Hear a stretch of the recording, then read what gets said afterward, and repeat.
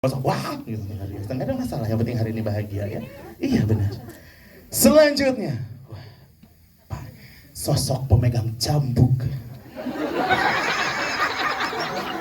Ini bikin aku memorable sekali, ini cambuk itu, Allah Akbar. Sebagai Erwin Chandra, this is Marcelino Lefran. Mohon izin Pak Erwin, izin. Beliau ini memang traveling maker ya. Luar biasa. Tepuk tangan terlebih dahulu dong untuk sobat Dibalik WeTV Original Main Api pada hari ini. Apa kabar kakak-kakak luar biasa sehat? Sebelumnya boleh dadah-dadah dulu dong sama semuanya. Tepuk tangannya mana dong? Izin. Oke. Mohon izin, tanpa menunggu apapun lagi, saya ingin sedikit berbincang dengan Pak Rocky. Pak Rocky, apa kabar sehat hari ini? Baik, sehat. Apa kabar? Luar biasa sehat. Aduh, aura kekayaan sungguh terpancar. Aduh, Allah Akbar. Pak Rocky izin. Ini kan kita sudah sama-sama tadi melihat episode yang pertama. Sangat mencuri attention kita luar biasa di episode yang pertama. Dan kita ketahui bahwa pemain dari WeTV Original Main Api ini adalah aktor dan aktris hebat yang tak diragukan lagi aktingnya. Mohon izin Pak Rocky, pertanyaannya, apakah ada pertimbangan khusus saat memilih para cast ini untuk karakter-karakter tertentu? Dan di dalam series ini Pak Rocky izin, ya, dan di dalam series ini sebetulnya karakter seperti apa yang ingin ditekankan dari setiap castnya kan? Silahkan Pak Rocky. Pasti kita ada pertimbangan, tapi udah lumayan jelas dari kita baca skripnya kira-kira pemain-pemain ini yang saya mau, dan ketika di call dan casting, dan memang jodoh semua, semuanya first choice ya. Sebetulnya ini cerita zaman dulu suka ada film-film seperti Basic Instinct, Fatal Attraction dan lain-lain yang menarik untuk dinonton untuk dewasa, tapi dia nggak terlalu dirty seperti yang sekarang ada di Netflix. Saya kepengen bikin ke zaman dulu itu, tapi buat sekarang. Jadi lebih fokus ke cerita, lebih fokus ke sensuality dan characters. Dan ini kali ceritanya tentang selingkuhan. Oke, luar biasa. Tepuk tangan untuk Pak Rocky, izin. Wah, itu dia tadi penjabaran terkait dengan pemilihan peran dari setiap castnya. Mohon izin selanjutnya, Ibu Febri, izin, apa kabar? Hari ini sehat? Baik, luar biasa. Tepuk tangan dong untuk Ibu Febri, izin. Mohon izin Ibu, boleh kita bertanya terkait hal yang satu ini. Terkait pesan apa yang ingin disampaikan, yang ingin ditonjolkan oleh WeTV melalui series ini. Dan bagaimana Ibu izin tantangan menyajikan realita yang dihadirkan dalam WeTV Original Main Api ini yang sebenarnya masih jarang terekspos. Dan ini menjadi sebuah konten hiburan, Bu. Silakan. Oke, panjang ya pertanyaannya ya. Iya benar, izin. Saya juga capek ini bacanya. Silakan Bu Febri. Pertama-tama selamat sore semua. Terima kasih teman-teman media yang sudah hadir pada sore hari ini. Terima kasih dukungannya kepada WeTV dan Hitmaker Studios. Ini merupakan WeTV Original Main Api, merupakan kolaborasi kedua kami dengan Hitmaker Studios. Dan kami sangat happy, sangat antusias bisa kembali berkolaborasi dengan Pak Rocky Soraya. Terima kasih Pak Rocky. Kami tahu bahwa Pak Rocky ini sangat totalitas dengan karya-karyanya yang selalu berkualitas ya, seperti WeTV Main Api. Kami percaya series ini akan memberikan warna baru bagi WeTV. Terima kasih juga kepada sutradara Mas Rizal Mantovani atas semua sinerginya dan juga kreativitas sehingga bisa menghidupkan cerita ini dan setiap karakternya dengan sangat baik. Juga kepada seluruh cast Luna Maya, dari Yusinatria, Audi Marisa dan Marcelino Lefran serta seluruh kru yang sudah membuat sudah dalam sinerginya sudah bisa terlibat dalam series WeTV. WeTV Original Main Api merupakan series pertama kami dengan bertemakan psychological thriller atau thriller psikologis, dan menurut kami penonton dalam cerita ini akan dibawa ke dalam suatu cerita yang penuh dengan romansa, romance, cinta yang menggebu-gebu, dramanya kuat, intens, dan juga ketegangan yang selalu ada dalam setiap episodenya. Jadi menurut kami ini merupakan satu paket lengkap dalam sebuah tontonan yang harapannya bisa menghibur seluruh masyarakat Indonesia. Pesannya, kan mesti ada pesannya. Pesannya jangan coba-coba main api. Karena selingkuh mungkin seperti karakter Alex ataupun pria-pria di luar ya, bukan di ruangan ini ya, pria-pria di sini pasti baik-baik. Selingkuh biasanya dianggap sebagai beautiful escape awalnya. Tapi kalau ketemu dengan orang yang salah, hati-hati karena bisa jadi teror atau bahkan membahayakan orang di sekitarnya, membahayakan keluarga, bahkan karirnya sendiri dan juga teman-temannya. Jadi sebenarnya message dari WeTV Original Main Api ini sangat baik ya. Jangan coba-coba selingkuh. Terima kasih teman-teman media atas dukungannya selama ini kepada WeTV. Saya mohon dukungannya supaya mengingatkan kembali masyarakat Indonesia untuk menonton hanya di aplikasi resmi WeTV, bukan di platform bajakan. Terima kasih. Luar biasa, terima kasih banyak Ibu Febri. Jangan coba-coba main api, takut kebakaran Bu ya, izinnya. Ada yang di sini pernah main api? Suka gitu. Takut kebakaran. Mas Rizal, izin. Pertanyaannya, dalam proses syuting WeTV Original Main Api, ini mohon izin Mas, apa saja tantangan yang dihadapi dalam menghidupkan ceritanya dengan genre psychological thriller yang pasti masih tergolong baru di Indonesia? Silahkan. Terima kasih pertanyaannya. Saya senang sekali sih dapat kesempatan untuk membuat psychological thriller karena dari dulu saya sangat suka sekali dengan drama, specifically psychological thriller, di mana secara spesifik memang karakter-karakter yang ada itu sebenarnya dramanya diputar oleh perang psikologi antara karakter, di mana karakternya itu ditaruh pada suatu situasi dan mereka pada akhirnya harus melakukan perang psikologi terhadap baik itu lawan bicaranya atau temannya atau pacarnya, dan itu sungguh menarik karena semua keputusan yang mereka lakukan itu unfolding terus akhirnya menjadi snowball effect sehingga di belakang itu semua langkah dan keputusan yang mereka lakukan itu akibat daripada pilihan mereka sendiri. Jadi itu sungguh menarik sekali. Luar biasa, tepuk tangan dong untuk Mas Rizal, luar biasa. Terima kasih banyak Mas. Selanjutnya Kak Luna, izin. Waduh, ini nih yang bikin kita on fire dari tadi ya. Kak Luna, ketika Kak Luna ini mendapatkan peran yang satu ini, ketika membaca skripnya, apa yang ada di benak Kak Luna? Halo, selamat sore semuanya. Jujur aku belum nonton episode 1-nya. Gimana? Waduh, amazing. Random. Kita cuma bisa bilang amazing Kak Luna. Oke. Ya, ya skripnya menarik banget menurut aku. Kita bedah dan kita lepas dari yang mungkin teman-teman pada punya pertanyaan gitu kayak panas ataupun apa segala macam. Tapi dari sisi saya sebagai seorang kakkoran gitu yang melihat karakter Nadine ini sangat-sangat menarik banget, kompleks banget, punya isu trauma dari dia kecil, kehilangan yang begitu dalam sehingga mengganggu dia secara emosional gitu. Secara emosi dia memang bukan perempuan yang gampang untuk di handle gitu. Terlepas lagi mungkin ya kita tahu bahwa memang hubungan dengan suami memang agak sedikit unik ya. Dan ini tidak lepas dari kondisi psikologis Nadine sendiri.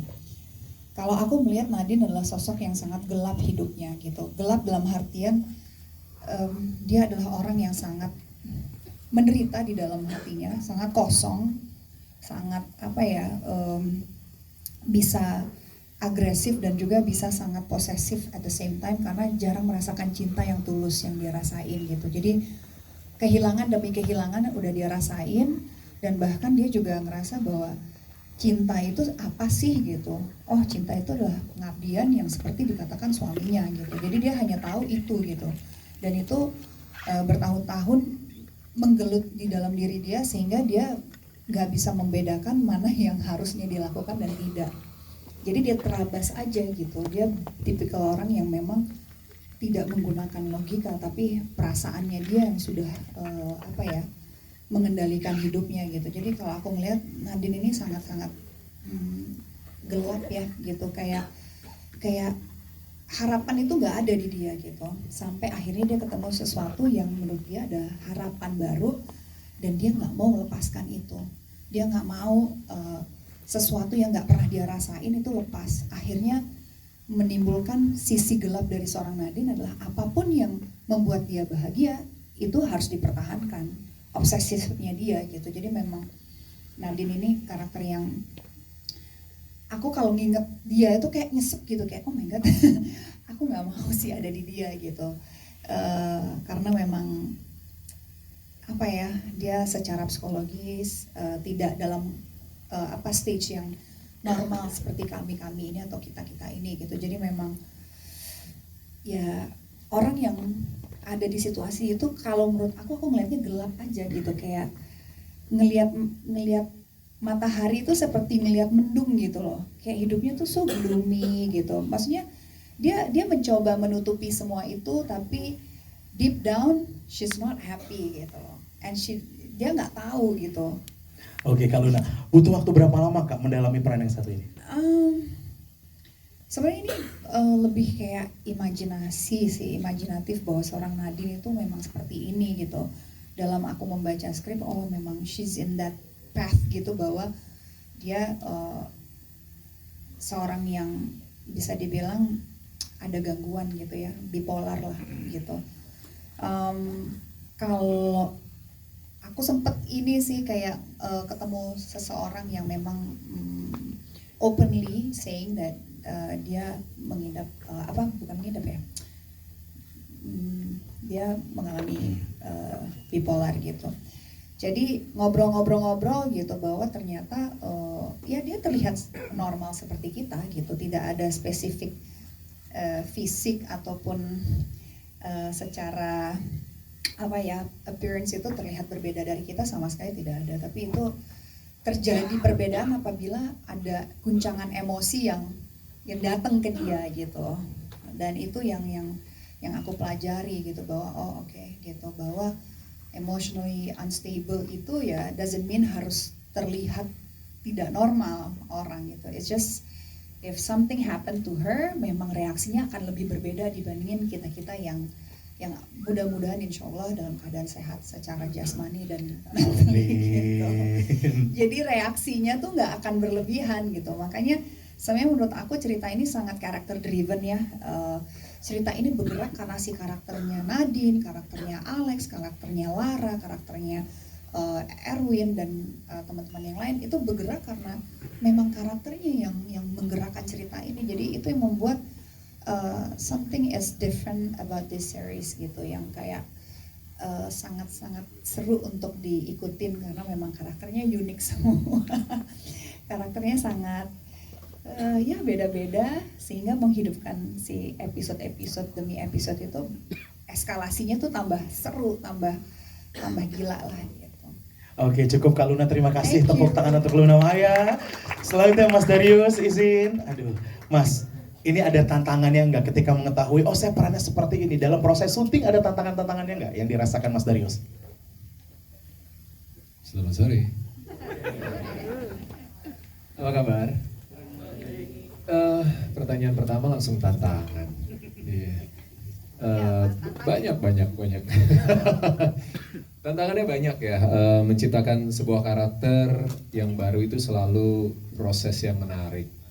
Dan dalam dua produksi yang aku ikutin bareng sama Hitmaker, kita sebagai aktor benar-benar dikasih wadah, dikasih ruang, dikasih waktu untuk punya semua bahan yang bisa kita manfaatkan untuk mempersiapkan karakter. Untuk WeTV original Main Api ini, karakter Alex Bastian sebenarnya kalau aku lihat mungkin ini orang yang kebanyakan ya, bukan eksekutif muda literally, tapi dia punya satu pekerjaan spesifik sebagai arsitek yang lagi naik daun, karirnya bagus, keluarganya bahagia, kelihatannya bahagia ya, punya istri yang taking care of him, and juga anaknya 2 gitu kan, dan kelihatan happy dari luar tapi ternyata di dalam menyimpan banyak masalah gitu. Dan aku yakin banyak di antara kita di luar sana yang juga dalam situasi yang sama gitu. Tapi yang membuat menarik adalah pemikiran dan pilihan-pilihan yang akhirnya diambil oleh Alex gitu. Dan tantangannya sebagai aktor udah pasti memahami isi pikiran si karakternya. Dan buat aku Alex itu terlihat kuat di luar, tapi sebenarnya dia fragile banget. Dan gak gampang buat seorang laki-laki yang biasanya punya ego yang tinggi untuk menerima bahwa oh ternyata kita juga punya keterbatasan. Yang kita pikir kita dominan, ternyata kita gak sedominan itu dan harus berhadapan dengan seseorang yang jauh lebih dominan dan menentukan arah hidup kita selanjutnya. Sehingga semua keputusan yang diambil oleh Alex bukan berdasarkan apa yang dia inginkan dalam kontrolnya dia sendiri, tapi dipengaruhi sekali oleh kontrol seorang Nadine gitu. Dari beautiful escape jadi trying to find a way to escape. Gitu, jadi menarik banget. Dan proses ini kita jalanin bareng-bareng, dan ya mudah-mudahan tergambar dari apa yang teman-teman tadi sudah lihat. Luar biasa. Tepuk tangan dong untuk Kak Darius ya. Aku masih mau sama Kak Darius pertanyaan selanjutnya Kak Ijo. Sabar, nggak usah emosi. Kak Darius, proses syutingnya kan juga lumayan seru ya. Scenes apa sih Kak yang sampai sekarang bikin nggak bisa lupa? Scenes yang mana? Atau mungkin scenes yang paling berat? Kamu mau jawaban yang mana? Yang paling apa? Kalian mau jawaban yang mana? Jujur Kak, jujur. Tolong. Ya, mungkin scene akhir. Ya ada banyak sebenarnya. Karakter Alex bersama Nadine, Alex bersama dengan anak-anaknya, Alex dengan Lara istrinya itu punya bahkan Alex sama ibunya itu juga punya memorable scenes menurut aku, dan main ini juga tingkat emosinya beda-beda banget. Of course paling roller coaster ya sama Nadine, itu udah pasti gitu ya, dari yang udah Kak, cukup sampai situ aja, cukup. Jangan kasih minum kehausan kami Kak, jangan. Sampai Ya gitu dah, saya juga nggak mau lanjut, khawatir ya. Tapi menurut aku Nadine mau melanjutkan mungkin. sabar. Tapi menurut aku karena cerita ini menarik sekali, dari skrip kita udah dapat skrip yang kuat banget, episode 1 sampai 10. Jadi begitu banyak memorable scenes yang buat aku berkesan, dan secara emosi juga butuh energi yang tepat ya untuk nyalurin itu gitu, untuk memainkan itu. Udah Mas. Cukup. Terima kasih, tepuk tangan untuk Mas Darius, luar biasa. Selanjutnya Kak Udi, apa kabar, sehat? Aduh Kak, pertanyaannya, mendapatkan peran yang satu itu sulit nggak sih Kak mendalaminya? Sulit, sebenarnya lebih kayak dapat karakter seorang ibu dan juga seorang istri, itu kayak relate lah buat aku. Tapi mendapatkan suami yang kelakuannya begini itu susah ya. Itu sangat sulit. Jangan sampai itu terjadi ya. Untung film ya Kak. Jadi kayak sulitnya ya ini kayak ya kita happy, terus ada juga ternyata di dalamnya aku sama Alex juga ada masalah biasa rumah tangga gitu. Tapi di sisi lain juga aku bingung harus menjadi istri yang nurut sama suami atau harus nurut apa kata mertuanya gitu. Jadi itu yang bikin kesulitan sampai akhirnya itu jadi masalah besar di dalam keluarga, dan mungkin itu juga jadi adanya si Beautiful Escape ini ya gitu. Tapi yang jelas Lara ini mencoba untuk menjadi istri yang baik, menjadi ibu yang baik juga untuk kedua anaknya. Tapi mungkin ada salah yang mau diprioritasin tuh yang mana gitu. Karena Lara ini juga dia nggak hanya menjadi full ibu rumah tangga, tapi dia juga pekerja gitu. Dia punya restoran, dia harus atur semuanya gitu. Dia yang turun tangan langsung. Jadi itu yang buat Lara ini punya tidak banyak waktu untuk suami dan anaknya gitu. Tapi di sisi lain aku melihat suamiku kepada anak-anaknya itu sangat ya ayah banget gitu. Dia sangat peduli gitu. Cuman untuk ke istri dan ya untuk suami istri ini agak kurang hubungannya gitu. Itu Makanya jangan pulang malam-malam. aku malam, aku banding malam dia pagi, Oh, iya malah bener. nggak pulang. Nggak pulang, iya bener. Mending mana? Iya benar. Aduh. Wah ini Mending mulai. ketemu Nadine aja lah. Aduh, speechless ya ini. Oke, Kak Audi memerankan sebagai Lara Bastia. Emosinya kebawa ke